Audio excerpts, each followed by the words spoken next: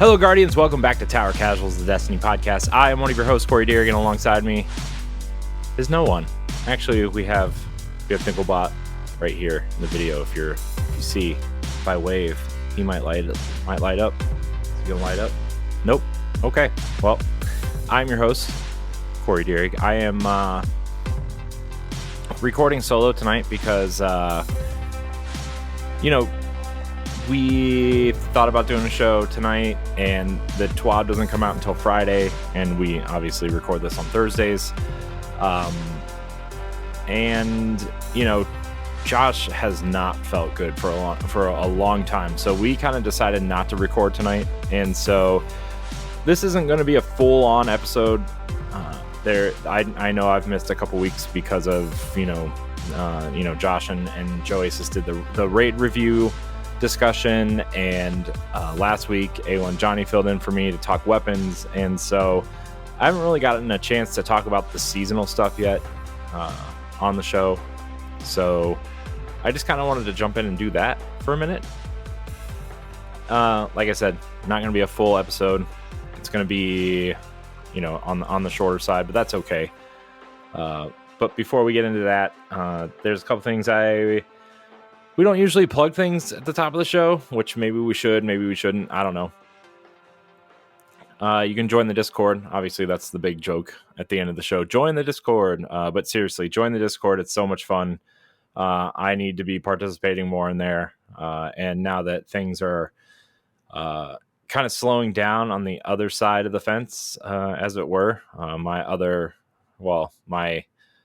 other side of this whole project, my other podcasts and stuff, we are kind of changing things up, and I've been able to play a lot more Destiny, and so maybe I'll finally get to hopefully play with everybody now. I've been bugging Ronnie to get me into some raid groups of older raids, and I do want to do Salvation's Edge at some point, and I was looking over my trophy list on PlayStation, and it turns out I only need 3 trophies to complete that entire list. So, and they aren't they are difficult, but they are manageable, I would say. So it's the Grandmaster, Nightfall, and Last Wish, apparently. So those are things I need to complete for that trophy list to be complete. But anyways, join the Discord. You can listen to our sister show, Xbox Casuals. We'll be back next week. Again, we took a little hiatus, one episode hiatus to, recover / no news after the massive Xbox showcase. So I think I'm alone in this opinion, but thought was just kind of, it was great, but nothing like, I need this right now, So, and then the Nintendo Direct, during my week off, I had to cover it because I do a Nintendo podcast that, obviously a Nintendo Direct is a big deal, and Metroid Prime 4 is a big deal. So, and a new Zelda game and all this, Nintendo is not quitting the Switch yet, it seems. So I've been covering a lot of that as well. Also over on my website, bossrush.net, you can read my Destiny 2 Final Shape review if you would like. It just covers the campaign and kind of the surrounding story missions. So you can kind of check that out if you would want to. Although I think everybody's kind of had their opinions and ready to move on from that. But yeah, I very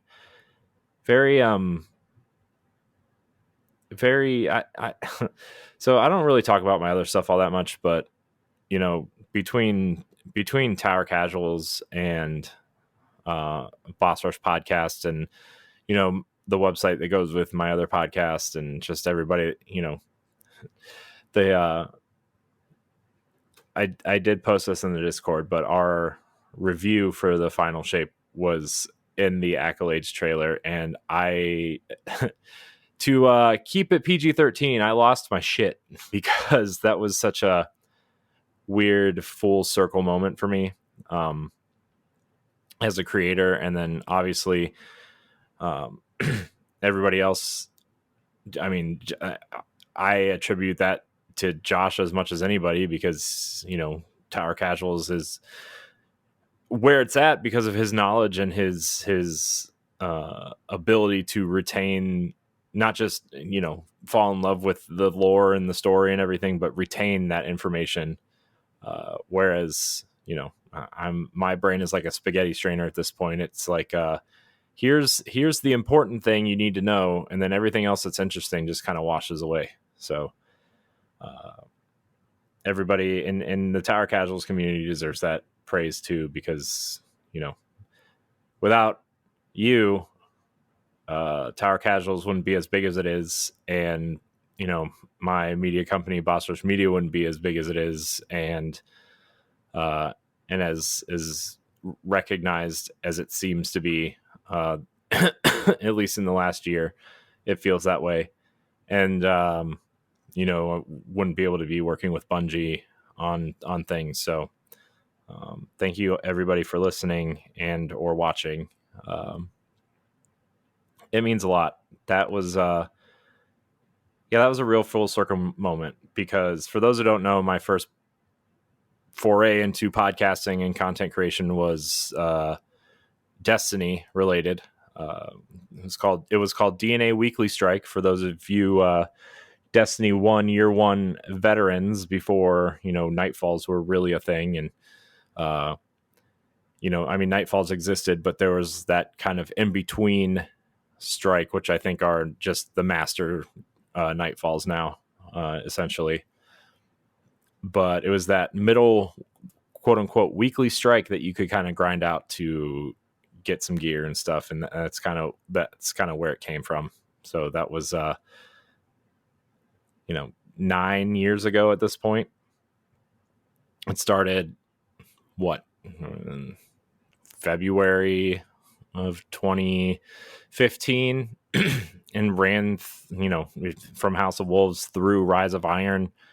And when it ended, I kind of just, that Destiny hole needed filled. And I really missed talking about Destiny. Even if I don't get to talk about it in the way that I personally would like to, because I don't get to spend as much time with it anymore because of, you know, work and wife and kids and other podcast and content responsibilities, and actually trying to play these games, and, you know, life as an adult, you know, that's how it works. But I've been playing a lot more Destiny recently, but anyways, this whole thing, you know, hitting 200 episodes of Tower Casuals was a big deal this year. Being able to see that in the trailer was a huge deal. Being able to just enjoy everything this year has been a big turnaround for me, because it always just kind of feels like you never really know, and it kind of just feels like work sometimes and an obligation. But I've really felt a big turnaround this year with everything. So again, Tower Casuals community out there, everybody who's, you know, helping run the Discord and leading raid groups and dungeon groups and PvP stuff, and, you know, shout out to Nerd as well, and Joasis and Johnny and Ronnie and Fox, and, you know, all the people out there who are doing things. We kind of went through the list on episode 200 at the end, but obviously Tower Casuals wouldn't be what it is without a community, right? And so join the Discord, everybody. And if you're interested in other video games, you can listen to the Boss Rush podcast, which is my other podcast, and Nintendo Power Block, which is my Nintendo podcast. Both of those are weekly as well, Monday and Tuesday, soon to be Wednesday, because of some scheduling conflicts. But we're about to hit 400 episodes of Nintendo Power Block, which is very exciting. 400 episodes. Been doing that show a long time. So, but enough of that, I guess. I'm very proud of all this work that everybody puts in, and it's strange that a lot of it has to do with this game, this game, Destiny, bringing people together. Who knew, right? And obviously Josh and I became friends because of Destiny. We didn't know each other before then. We didn't, really didn't know each other, and now, Destiny has brought us to be friends, and that's amazing. And we've already gone through all these sob stories and love fests and all these other things. But yeah, I mean, my other passion is Nintendo, and my original Game Boy sitting back there, and complete inbox down here. And then I have the Link's Awakening Steelbook right here for the Switch version. All these dumb amiibos, all these Destiny statues, and ghosts, and my Guardian's Mental Health shaker thing right here. Shout out to Joe Telesk, who I got to interview a couple weeks ago for, well, I guess it was a couple months ago now at this point. May. It's hard. Time's hard. So, yeah, we also do a bunch of interviews and book clubs and all that kind of stuff over there, so you can check that out. BossRush.net is the website. YouTube.com/BossRushNetwork is the YouTube channel. If you watch the show on the YouTube channel, the playlist is underneath Xbox Casuals on this YouTube channel as well. So you can watch it or listen to it there. But Destiny, everybody. What a game. What a game. Final Shape. Excellent. Where the story's going seems promising. How it's being delivered surely seems like Seasons.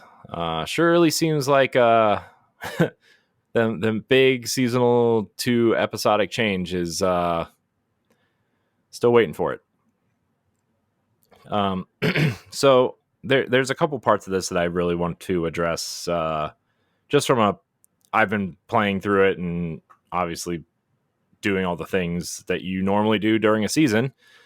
3 parts for Act 1 was kind of shocking that it was that small.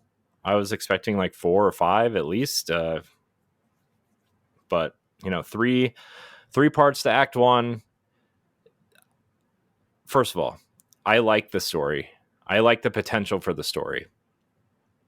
I like how this, whatever's happening to the Vex through the conductor, seems to also be affecting certain Exo characters, which is fascinating. Obviously Shaxx has had some sort of revelation that he feels like he's not the real Shaxx, and so that's really interesting, because the potential for that of him and Osiris, and not to kind of play out some sort of wrestling drama type storyline here, but like, if Shaxx like kind of feels that way about himself, and he comes to the realization, well, that means Osiris isn't his Osiris, right? And so that's at least in this timeline, and so that could be some real drama waiting to happen, apparently. But I don't think they're going to do that, right? That's way too complicated and kind of Real Housewivesy sort of thing. I definitely don't think they could do that, but I wonder if it's going to cause some sort of strange rift between them, just because what if Shaxx kind of thinks that this isn't his Osiris? I think that might be an interesting kind of plug into their relationship. But overall, I think the more interesting part of this is the how the Exos are affected, because they are infused with the Vex milk and that kind of stuff in the darkness. I forget what it's called. It starts with an R. Because that's their lifeblood, and that's crazy. Because sure, Rogue Vex, that's also very fascinating, because the Vex have been pretty boring, since Vault of Glass, right? I mean, Vault of Glass was awesome, and fighting Atheon was awesome, but like the Vex have been relatively quiet and boring, and obviously Curse of Osiris was not great, and that the fact that they're finally doing something with the Vex and this character called the Conductor, which, you know, we haven't seen in game, but he's been on the key art since before the first story mission, was this seems like a very interesting twist on the Vex, and I am quite excited to see how this changes things, because obviously with the power struggle, now that the Witness is gone, and you know there's these 9 kind of echoes that are scattered throughout the I don't know if it's the solar system or the galaxy, right? And how it works, how the Vex kind of timelines work in the other echoes that are coming up. I think it's going to be really fascinating and really interesting. Gross. So I think that's really cool. The potential is there to do something pretty crazy. At least something cool enough to set up whatever the next expansion is, or if Destiny 3 is really going to be a thing, or, you know, I think that could potentially lead into that and be something really cool, because the Vex are really the only threat, I guess, aside from the Scorn, that we've kind of made amends with at least part of the race, and you know, our allies with you know, the Elixni and Mithrax. Obviously the Cabal and Keitel, and I don't know, Savathun's storyline still going, but we have a Hive on our side. Azuka, right? That's her name, from the Pale Heart. I probably butchered that. So that's really cool that we have some sort of Hive on our side. Obviously there's going to be good and bad on each side, but I think that's the point of this whole storyline, right? Of like the subtle racism kind of thing that they're targeting with these, right? Is that, oh, well, just because they're different doesn't mean they're bad. They're all bad, right? There's bad eggs in every single race. We very clearly see it in our society. So it's cool. I doubt that's going to happen with the Vex, though, because I think dealing with AI is a totally different aspect, because they aren't conscious, right? And I think that would be the difference. Although if these Vex start becoming conscious and start thinking on their own, which seemingly they're at least acting different, right? They were retreating, which was a big tactical move that they learned from the Cabal, or somebody learned from the Cabal. They're really trying new things and changing their attack patterns, and that's super cool. I dig it. I hope that Act 2 is far more interesting and they change the stuff. And yeah, I hope they change it. But so far, I like the potential of the story. I do not like how it's being delivered. The week by week basis stuff needs to stop. So I have an idea, and I'm going to get to it more in depth in a minute. But my idea for episodes would be to do it like the size of Rise of Iron, right? 4 fully fledged out story missions, maybe 5. I know it takes a while to create these missions and do this stuff, but a lot of the stuff is done a year in advance, or, you know, at least the base work is done like a year in advance or 9 months in advance, right? And, you know, building out those story missions in an area that kind of already exists, you really need to just, you know, script it out, and you know, they're still doing those cutscenes where you kind of stand there and watch them talk in the play space, which is not as involved as a fully animated cutscene or an engine cutscene. But I think they could do something like that. So I'll go deeper into that in a minute. I want to talk about Failsafe real quick. Failsafe is awesome. Failsafe is man, I miss Failsafe. I'm glad they gave Failsafe something to do. I'm glad Failsafe seems to be part of the helm now. Hopefully she gets to stay.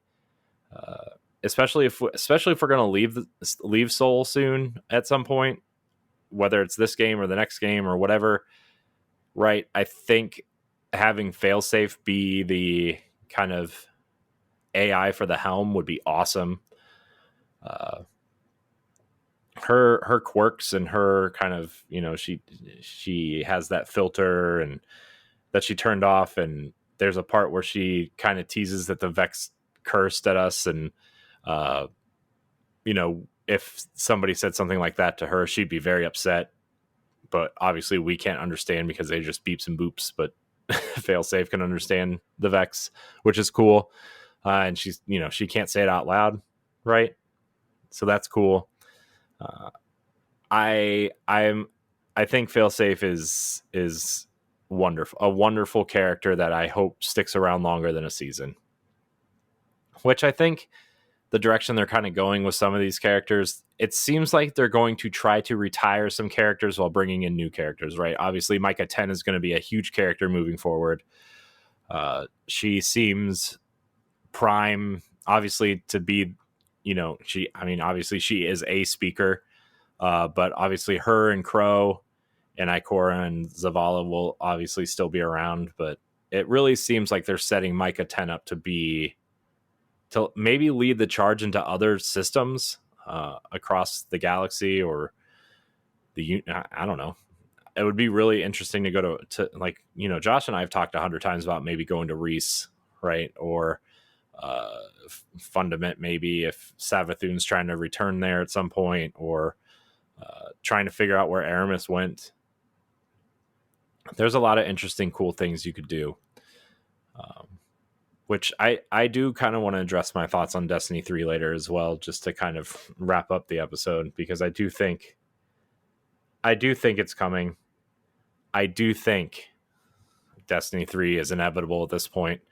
Maybe they don't call it Destiny 3, but I think a new game is coming. Because I don't know how you're going to try to tie... I don't know. I feel like this is an interesting time to jump in, because obviously the Final Shape is a great campaign, but it's one of those things where it's great really only if you, like, gameplay wise and mechanics wise and level design wise, it's incredible, right? But if you care about the story, you've probably been playing for at least a few years at this point.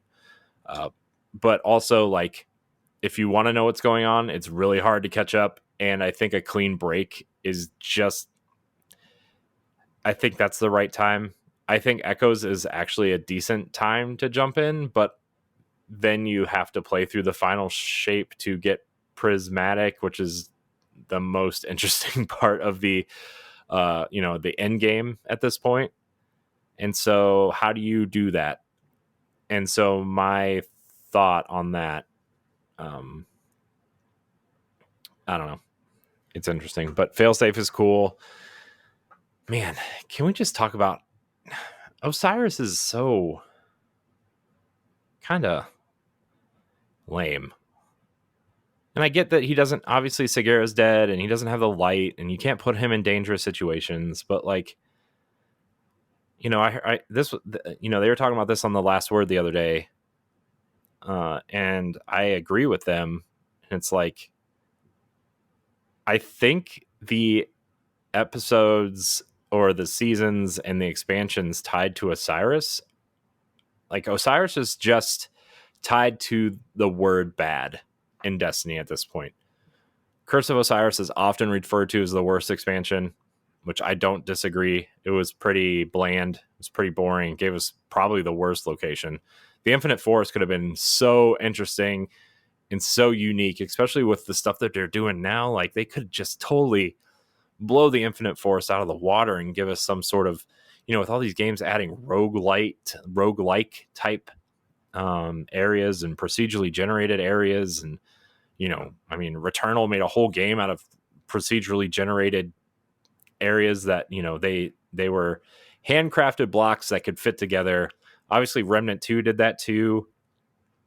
Right, Dead Cells is doing it. Like, all these games, and I know they're all very different games, and I know Destiny is a different beast than all those games, but like, the way Bungie has mastered kind of flipping assets, and I mean, look at the Pale Heart. It uses assets from every single part of Destiny, from Destiny 1 vanilla all the way through Lightfall in the same area while adding new assets. They just kind of mastered it. And the Infinite Forest was really disappointing. And you know, Osiris is just kind of tied to the bad stuff in Destiny, and it sucks because in Destiny 1, when you start hearing about Osiris and the lore, and obviously he's very tied to Vault of Glass, right? And the Vex stuff in general. And it's like, oh man, this guy sounds cool. I can't wait to see him. I can't wait to meet him. Maybe we'll fight alongside him, you know? And like when you first see him in Curse of Osiris, and he's kind of, you know, you see the fire team running through the vault, and they all kind of freeze, right? And the portal opens and he steps through, and Sagira and him are talking, right? And he has the kind of like the mask over his face, and he's got the bird helmet, right? The kind of like the hawk helmet type thing. And, you know, he's got them like the bracer gauntlets on, and like every warlock knows what those are. Oh man, look at those. He's got them on, you know, and like his cloak looks cool, and he looks badass, right? Osiris looks badass when you first meet him. And then, you know, Season of the, like, Curse of Osiris just ended up being a dump, right? I mean, it just felt like it was rushed out. It felt like there was nothing to it. I think 3 of the story missions were strikes, and 2 of them were the same strike. They were just had different voiceover. Like, it was just, man, Curse of Osiris is not very good. And that's where I almost fell off Destiny 2 at the time, was Curse of Osiris. I was like, man, I don't know. I don't really want to do this. And like, we tried, I think one of the raid layers was coming out at that point, and we tried to do it. And then all my friends fell off of it because it was just, the raid layer was bad and Curse of Osiris was bad. And I came back for Warmind, and I liked Warmind.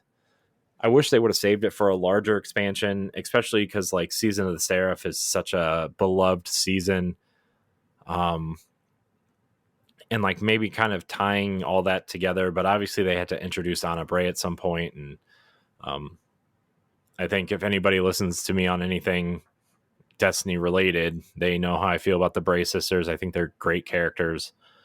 I think they're some of the most interesting characters in Destiny, just based on who they are, right? And how they know who they are, which is, you know, very rare in Destiny lore, right? I think Crow knows, and there are very few Guardians who know their past, and them knowing their past. And obviously Elsie is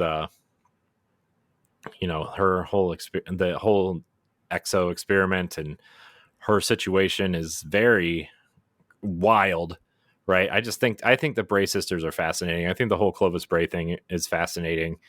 In the Warminds and Rasputin and Fellwinter, and like everything kind of tied to all that is very fascinating in the lore.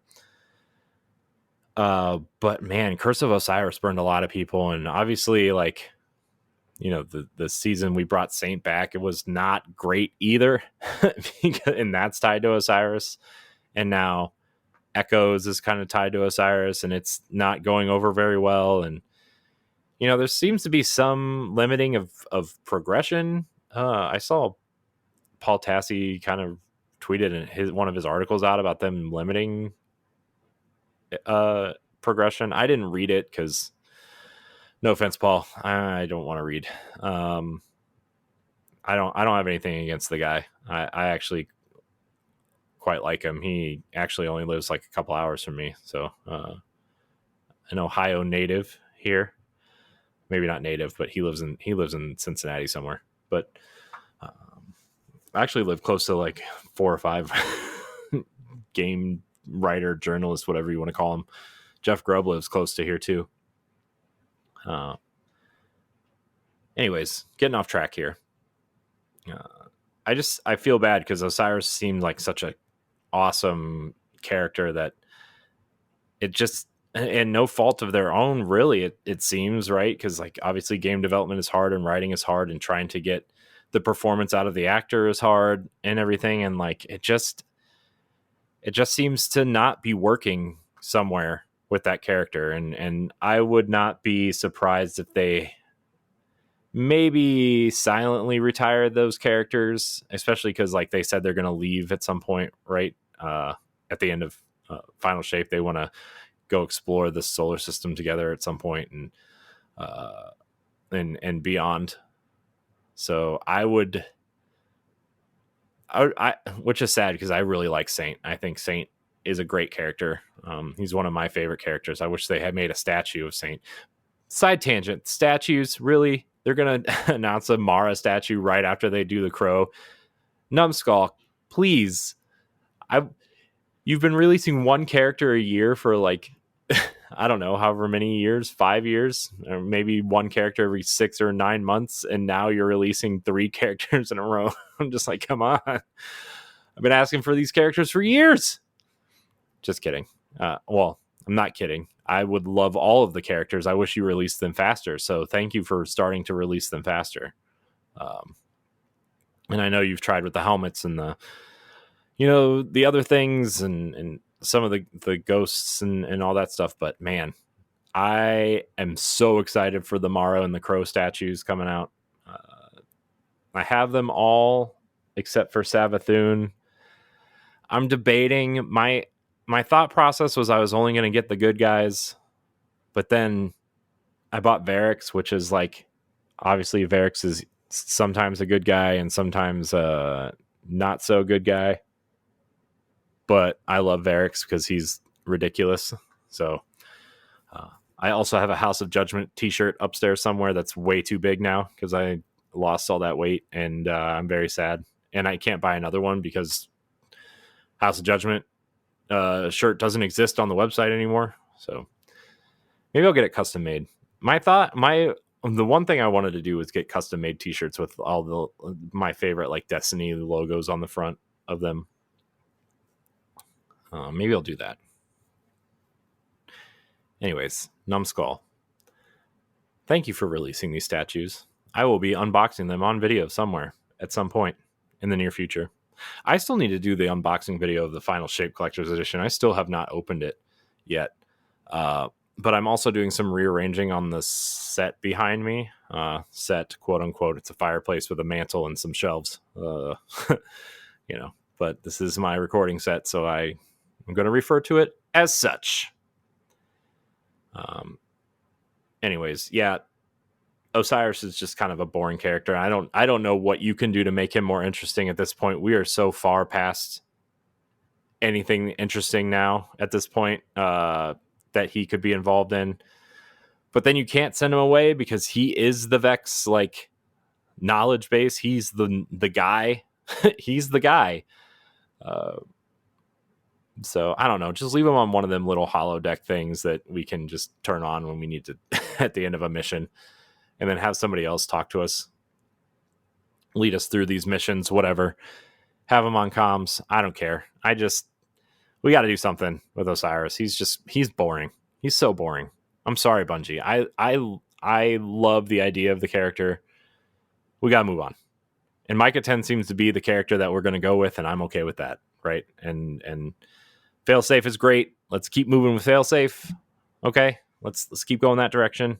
Keith David's doing a great job with Zavala. Let's keep moving that direction. Crow. I'm not trying to poo-poo your parade here, Bungie, because there's a lot of great things in progress here. But Osiris, just gotta let it go. Gotta let it go. Anyways, what was I doing now? I'm really interested to see where this episode goes and how episode 2 changes from this formula, because I do think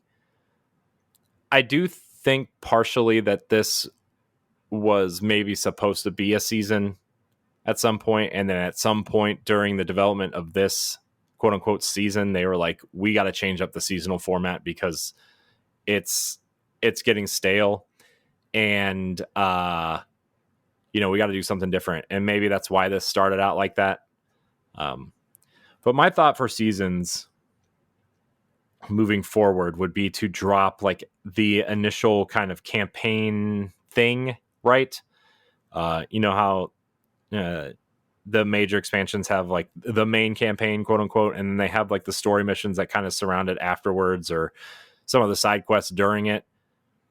I think you can make episodes roughly the size of a Rise of Iron campaign and some side missions. Obviously, the dungeons and the raids take a lot of work, right? I'm not including that in this size of a season, although, I don't.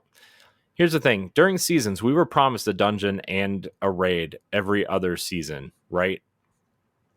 Whether it was a new raid or a reprise raid, or new dungeons and or whatever, right? And like, I don't know if they've promised that cadence moving forward. But at any rate, like I do think Wrath of the Machine is going to be the reprise raid this year, because of obviously that second episode revolves around the Scorn and the Fallen, right?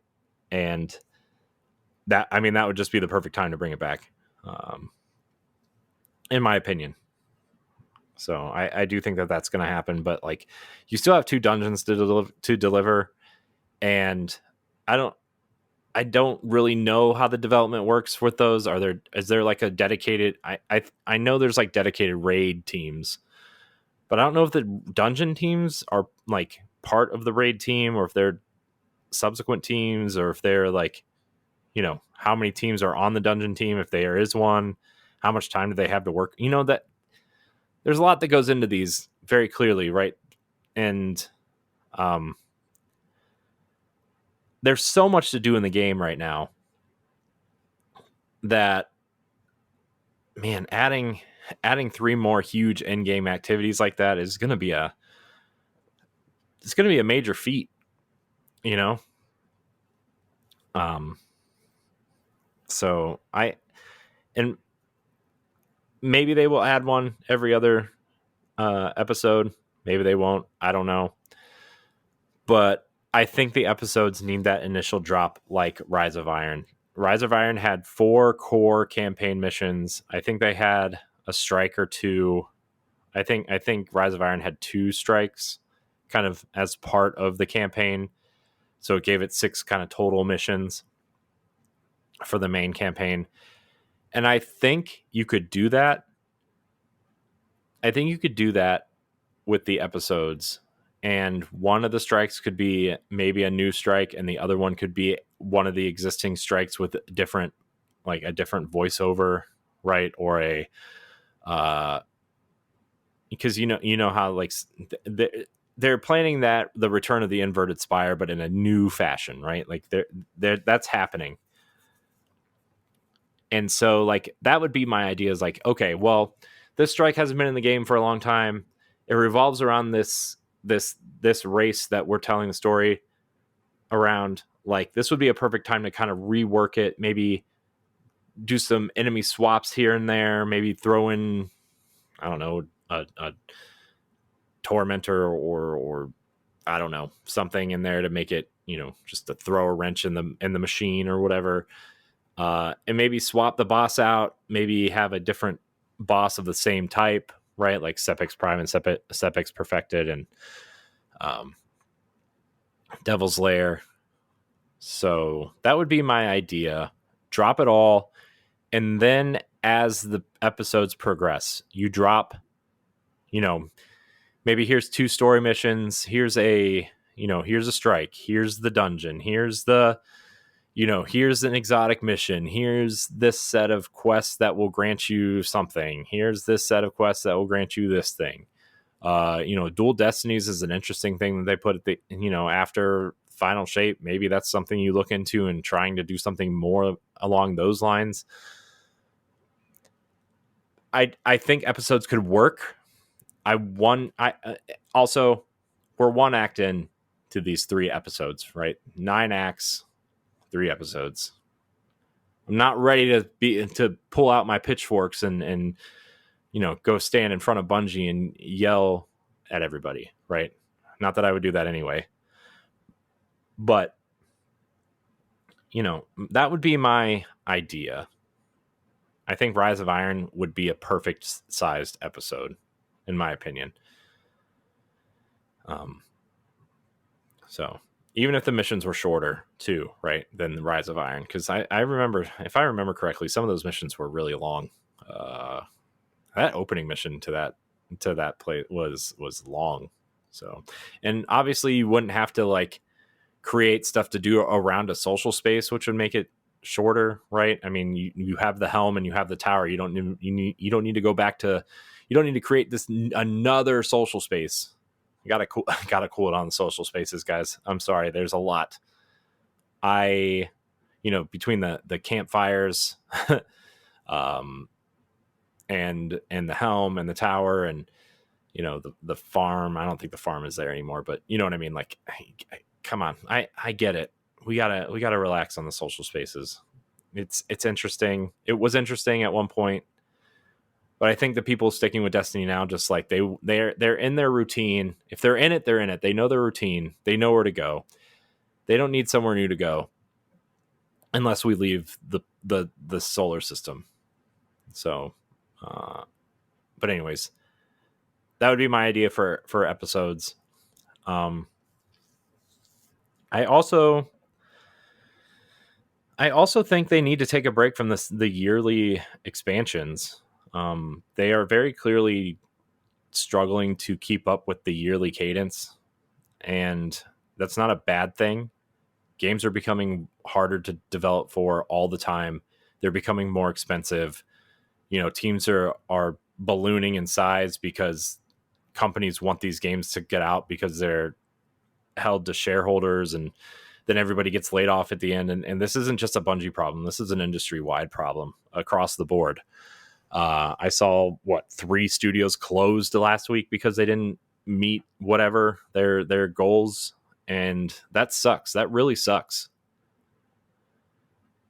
And so I think the episode model will work, especially if you give people the size of a Rise of Iron type expansion that you don't have to make new assets for. You can do it within the locations we have. If you want to add a location, maybe add a location or bring one back. Mars and Io and Titan are still gone. Mercury's still gone. You could do a Vex theme. You could have done this Vex themed one on Mercury, honestly. And not Nessus. Not that the Nessus thing is bad, but that's just an example, right? You could have totally done this for that. Or, I know that they've been planning. I mean, I don't know if this is the plan anymore, but Josh and I were talking about Project Goliath for a long time, and seemingly bringing content over from the remaining content that's not in the game, that's not campaign related. So I think you could totally do that for 2 years. Have especially if you're trying to get Marathon out the door now next year, right? That's their big thing too, is Marathon, and they're trying to get that out the door and trying to monetize that. And so that's their big push now, and I don't know if they're going to take people from the Destiny team to try to push that out the door or not. I'm not sure. I've heard that game has changed hands and changed directions a couple times now since they revealed it. We'll see. I kind of liked the idea of the create your own character and kind of take light Destiny elements in building your character out, but still being more of a real first person shooter. And I know extraction shooter was used for a while, but I think the extraction idea is interesting. I don't think it's the next big thing that everybody wanted to be. It's clearly not, since the only one anybody still talks about is Escape from Tarkov, and even that game's numbers are dropping quite a bit, I think. Obviously Rainbow Six Extraction was something, and Ubisoft tried something with The Division, right, in the Dark Zone. I think that was sort of an extraction style thing, an attempt at something like that. Now it sounds like it's going to go more in the Overwatch direction, which is like, well, I don't know if they want to do that either, because they're owned by Sony, and Sony's already putting out Concord, which is essentially, I mean, it's ex Halo and Bungie devs making a hero shooter. Like, you know, I mean, I don't think you want to compete in house with that, even though Bungie is technically not a PlayStation studio. It is a Sony studio, and, you know, still owned by the same company.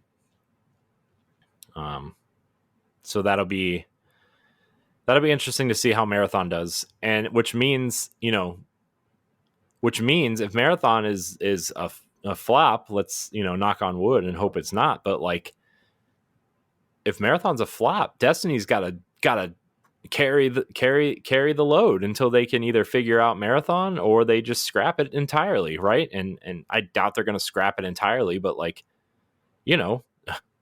Destiny 1 didn't exactly launch to like rave reviews, right? Took them a year to at least make a game out of it. And so, if you don't have an expansion in 2025 and you do these episodes for 2 years, and you drop them the size of Rise of Iron style campaigns, and have these extra missions and add strikes and add your raids and dungeons, and obviously there's an anniversary event probably coming this fall that I guess we'll hear more about in September or August or something, I'm assuming. Man, it's almost August, isn't it? It's July 4th as of this recording. So, yeah, I don't know. It's going to be really interesting to see how they kind of move the needle here. But I think episodes could work as long as they are properly sized and you give us the entire story at once. I think that's the main issue people are having now, is they're just tired of being drip fed, right? And obviously that's a thin line to walk. You obviously don't want to blow your load all at once, but you also like this drip feeding. Let's wait a week. Okay, well, people who are only playing for the story,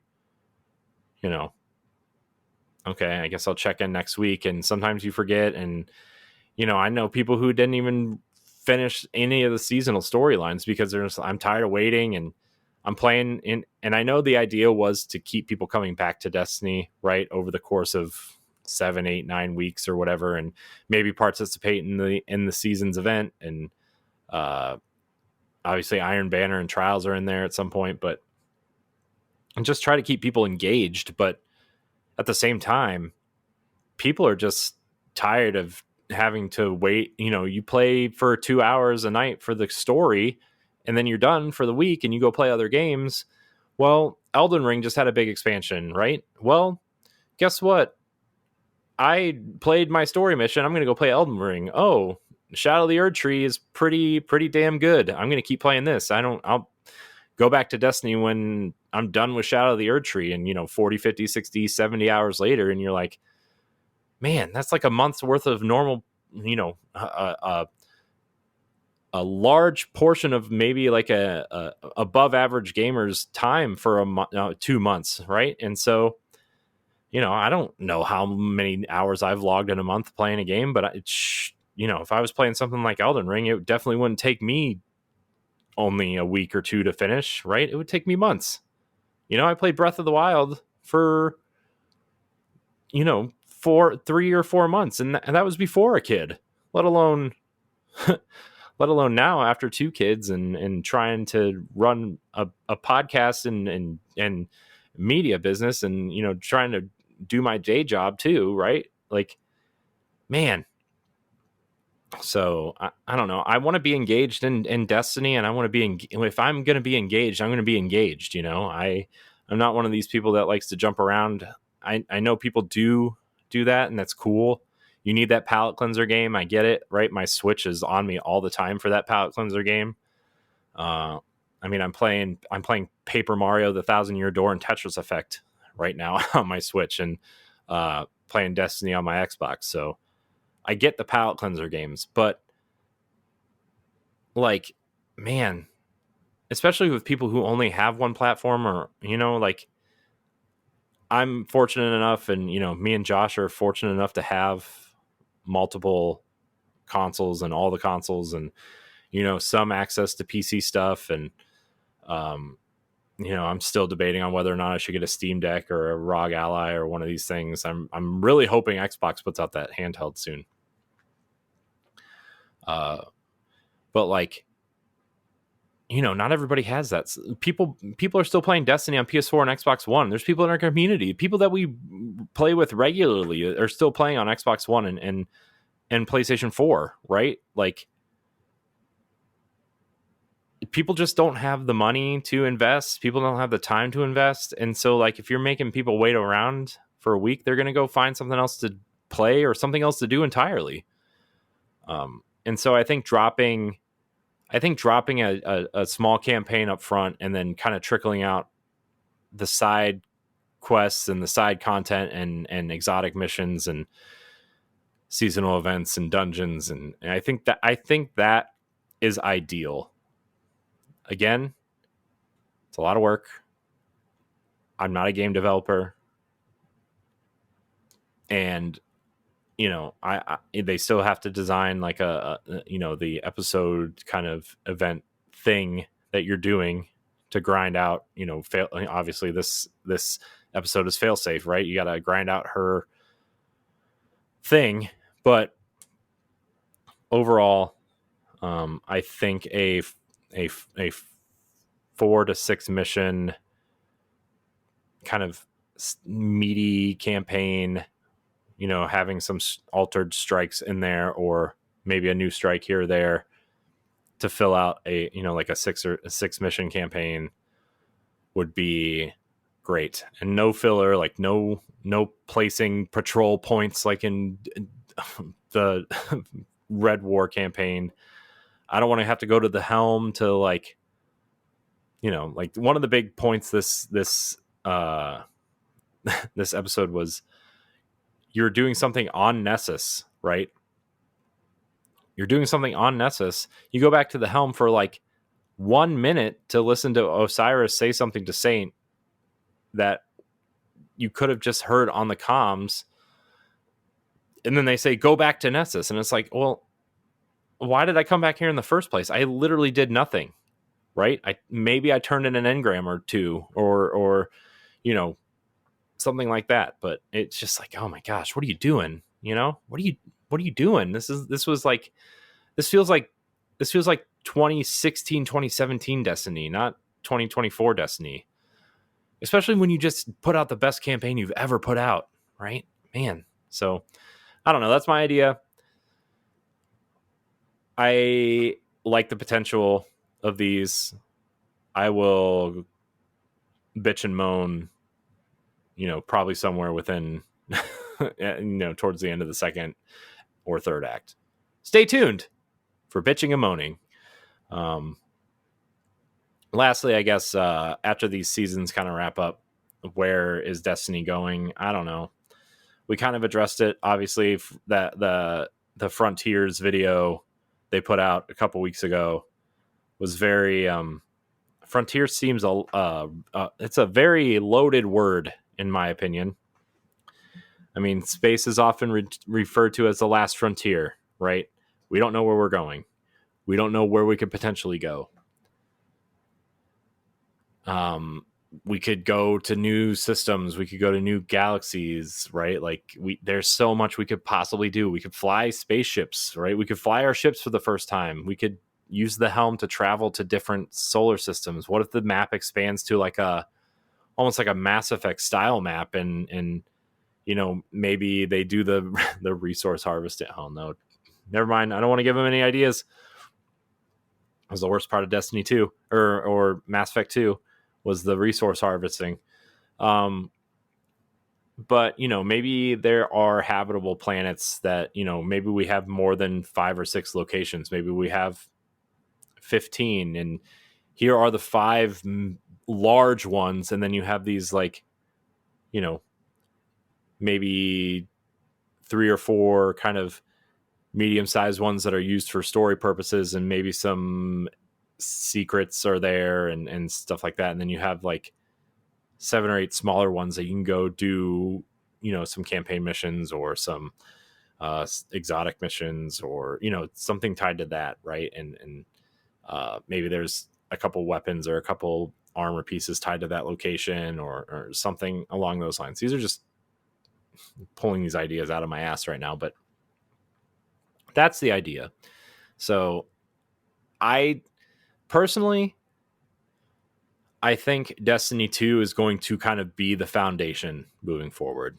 As much as I don't really want it to, because of just, it seems like the engine is having its issues, and I know they've addressed some of them, but not all of them. There's content missing still. There's just a lot of baggage with this, with Destiny 2, right? People are going to continue to complain about content vaulting. People are going to continue to complain that Destiny 1 stuff is not here. I think as long as you address it properly and you say, hey, we are leaving the solar system, we have to wipe the slate clean, or hey, there are certain things we are going to, move over, like maybe some weapons, maybe weapons and armor, something in that area, right? But we're leaving these locations, we're leaving the tower behind, we're leaving all this stuff behind because we're moving on, right? And I think there's a way to do that. I think there's a way to wipe the slate clean without pissing people off, because obviously when Destiny 2 came out, people were pretty pissed off that you had to leave all your stuff from Destiny 1 behind. People were mad. I mean, I would assume people in the Tower Casuals community were mad, right? When your Destiny 1 character, all that came over was their, deformed versions of themselves because the character creator changed and like it wasn't how you left it. But I think I think you could, because at the end of the day, I think it's inevitable that a lot of these weapons and armor pieces would come back anyway, right? Like, especially the exotic stuff. I think that stuff would make its way over anyway, right? Because most of it obviously already has from Destiny 1, whether it's changed their perks or whatever. I mean, they brought Red Death back, for God's sake. What's missing? No Land Beyond? Get out of here. People, man. Don't get me started on No Land Beyond. Icebreaker, I guess, would be the other one that people were bitching about when Vault came back, right? I don't know. There's a way to do that, and I think maybe that's what they are trying to figure out right now, because whatever's next is clearly in development, right? I mean, whether or not you believe like leaks or rumors or whatever on Reddit, like, or wherever you look for these things, I don't know, AOL chat rooms, those things exist still. Regardless of what you believe, rumors or not, whatever the next major thing is in development, that is not a question. The question is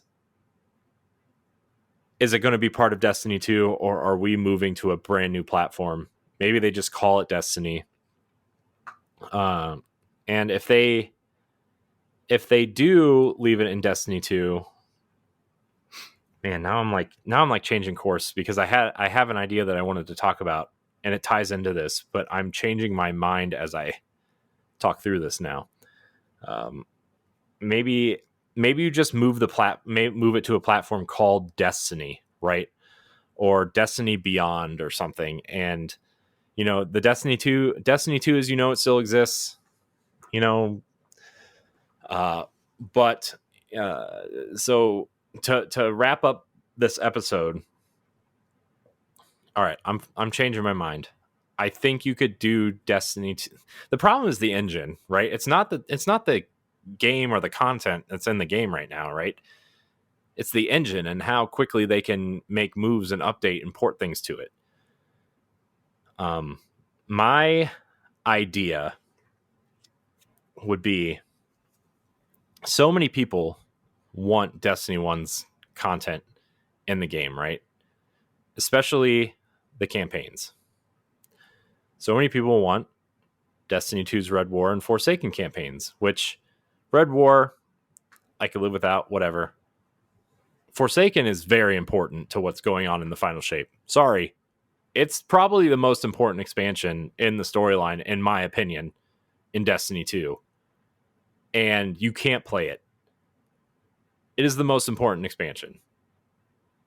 The death of Cayde and why Cayde's back is important. Aldrin's storyline and Crow, important. So, yeah, it's important. So I have an idea, especially if they're going to continue to trickle the locations back into Destiny 1 or into Destiny 2, right? Which is seemingly happening in a way. My thought was that you streamline the campaigns and replace New Light with this brand new consolidated campaign of here's the consolidated Destiny 1 campaign in order of how you should play the missions. Remember when The Taken King and then later Rise of Iron came out, they actually consolidated the Dark Below and House of Wolves campaigns into the vanilla campaign, and so you could actually play those in order of how they were meant to be played, and it's kind of cool. Not that I'm encouraging people to go back to play Destiny 1, because guess what? I downloaded Destiny 1 the other day just to see, right? I wanted to see how far it's come. And I'm going to be honest with you guys. It's not as magical as you think you remember it to be. Okay. It's just not. Okay. The shooting is worse. There's no, like, when you're jumping, there's no pulling yourself up on the ledge. The bubbles of the subclasses are just, oh boy, geez, who thought that was smart? Infusion is weird. Granted, some of the guns were cool. I do miss some of the guns, but like at the end of the day, there are so many better weapons. And I'm talking legendary weapons that you got from like the Reaper. Yeah. Hey man. The Reef, Rise of Iron, those things, right? And so those weapons are cool, but I think there's a way to implement some of those weapons into this kind of consolidated campaign. So I have an idea, and they kind of already did this, but they only put like 4 missions in this timeline thing. I think what you could do is you could do a timelined campaign, and you can start from whichever campaign you want, right? Like you can skip vanilla Destiny if you want, but like I think you have Destiny. I think you have Destiny, right? And that would be Destiny, Dark Below, House of Wolves. You can play through those campaigns, right? Consolidated versions, right? No strikes. Maybe you do some new voice acting. Maybe you kind of rewrite some of the stuff to make it cohesive. But at the end of the day, maybe it's like a 8 mission campaign, 10 mission campaign leading up to the Taken King. You know, the Dreadnought's coming back, right? Okay, here's the Taken King campaign. Okay, maybe you don't have to do some of the grindy elements. Maybe they rework some of the missions.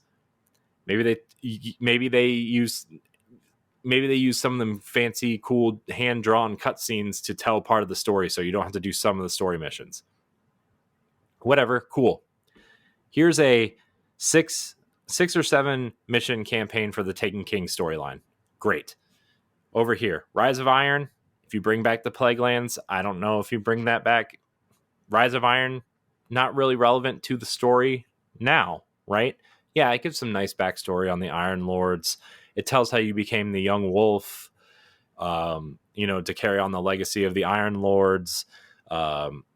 It introduces us to Ephrodite and Shiro, right? But like at the end of the day, Rise of Iron is not very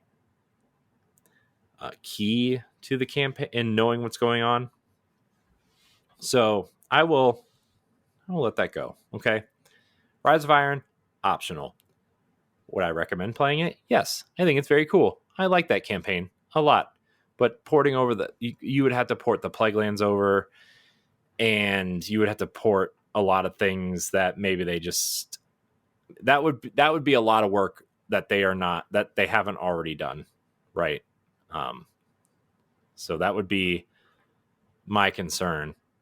But you could totally put that 4 to 5 mission campaign into Destiny 2, and that would be it. So you would have like a consolidated 12 to 15 mission campaign that would tell the story of Destiny 1, right? Okay, cool, great. Maybe 16 missions. I think that beefiest part has to be, I think the beefiest part clearly has to be the Taken King. And so, and then you do like a condensed version of the Red War campaign, and you can toss Osiris out the window, but you could do those. You can bring those campaigns back. Warmind you could do, because they brought Destiny 2's Mars back, so you could definitely do that. I mean, I just did something in that space the other day, right? Season of the Seraph, they brought it back. So you could definitely do that. Obviously, Mars is part of the Witch Queen too, so like you could kind of tie it into something like that. But like, you could do, year 1 of Destiny 2 campaign consolidated into like 12 missions. The Red War mission, the Red War campaign, you do the Homecoming mission, right? You do a couple missions in between. You bring the Red War, you could sum that up in like 8 missions, and then you bring back the Forsaken campaign, take out the grindy parts of these campaigns, and like, that'd be great. I think that would be an awesome thing to do maybe next year too. I mean, granted, Jesus, it's a lot of work, right? But like, instead of a full on expansion, right, you just replace that New Light campaign with this kind of timeline campaign, this consolidated timeline campaign, right? And like I said, you don't even need all the missions, right? You could do some of the storytelling through the art pieces and kind of just continue the storyline, and at least get these campaigns back, in some of the campaigns back there. I think Forsaken, you need to put the whole campaign back in. I truly think you need to put that campaign back in. It is so important to this storyline. But like, you could totally consolidate the other 4, 5, 6. Let's see, 4, 5, 6, 7, 8. The other 8 campaigns, right? You could totally consolidate that into like 12 or 15 missions, or maybe 10 missions with some drawing, art, whatever. I don't know. I totally think you could do that. I think that would be an interesting compromise to bring the rest of Destiny 1's stuff over. I know the Reef is a big part too that they maybe could consider bringing at some point, but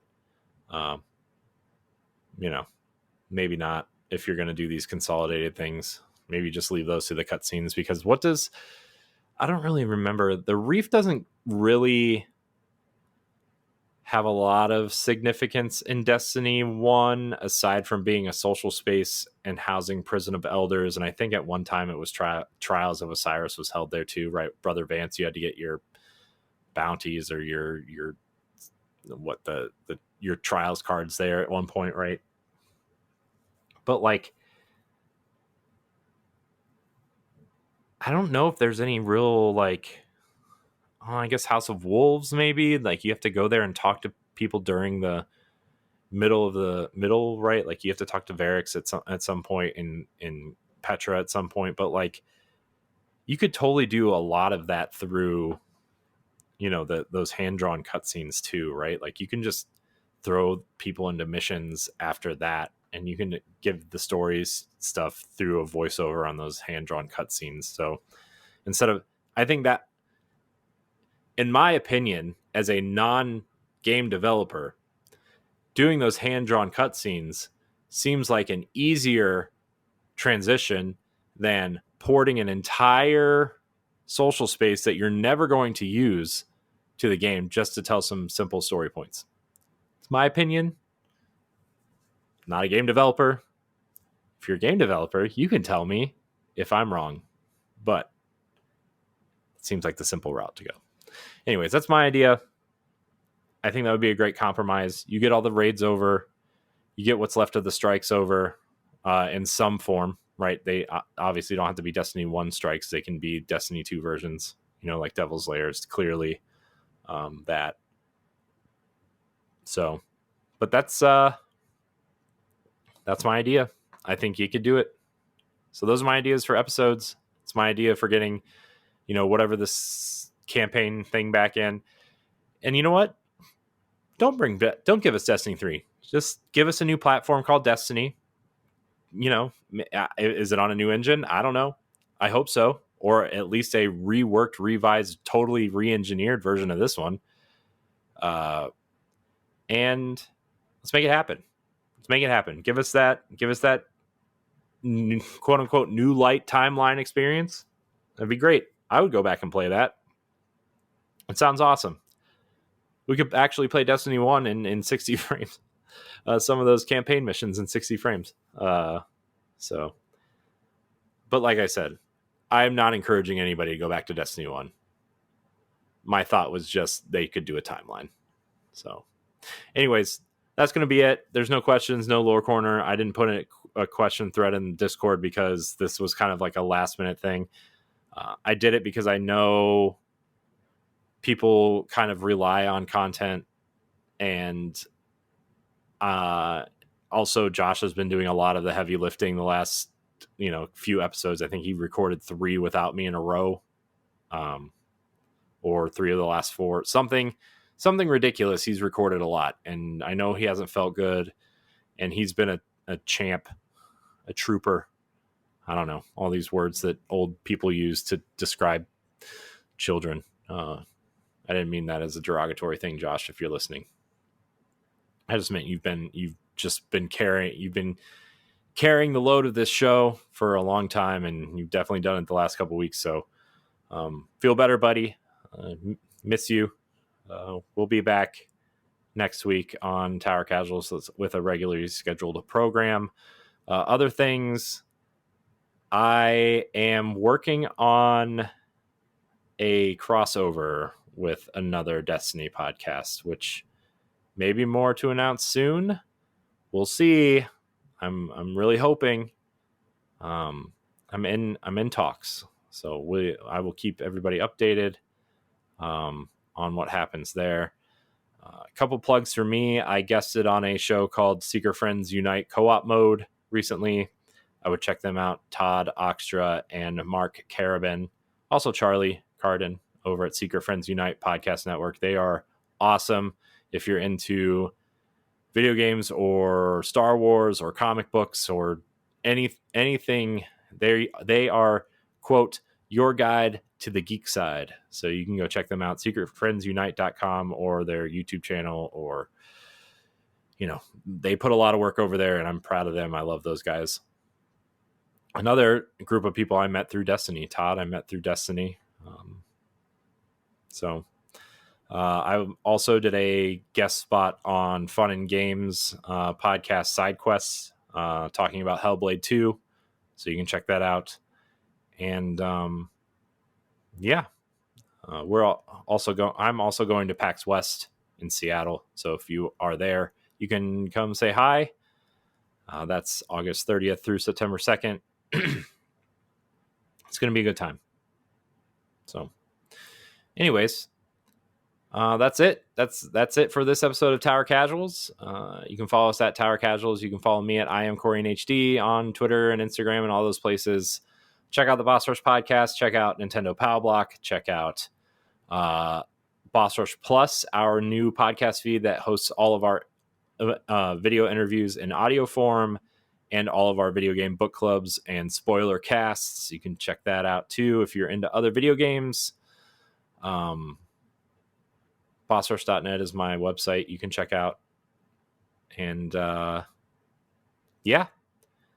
subscribe to YouTube, youtube.com/Tower Casuals. I think that's it.